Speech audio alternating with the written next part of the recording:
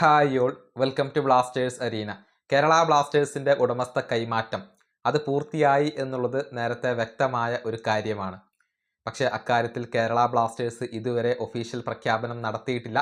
അതിനുവേണ്ടിയാണ് ആരാധകർ എല്ലാവരും കണ്ണിൽ എണ്ണയൊഴിച്ച് കാത്തിരിക്കുന്നത്.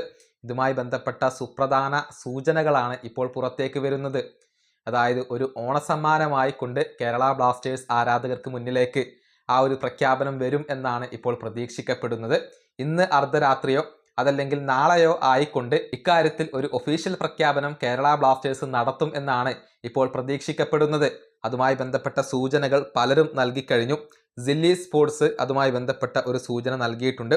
അതുപോലെ തന്നെ റെജിൻ അതുമായി ബന്ധപ്പെട്ട ഒരു സൂചന നൽകിയിട്ടുണ്ട്. അങ്ങനെ പല മാധ്യമങ്ങളും ഇക്കാര്യം സൂചിപ്പിച്ചിട്ടുണ്ട്. നാളെ ഒരു ഓണസമ്മാനമായി കൊണ്ട് ഈ ഒരു പ്രഖ്യാപനം ഉണ്ടാകും എന്നാണ് ഇപ്പോൾ പൊതുവിൽ പ്രതീക്ഷിക്കപ്പെടുന്നത്.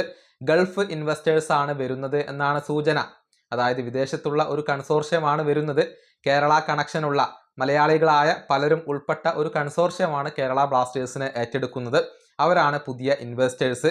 ഏതായാലും ആരൊക്കെയാണ് ഇതിൽ ഉൾപ്പെടുന്നത്, ഇനിയിപ്പോൾ ഇത് ഒരൊറ്റ ഗ്രൂപ്പ് മാത്രമായി കൊണ്ടാണോ വരുന്നത് എന്നുള്ളതൊന്നും വ്യക്തമല്ല.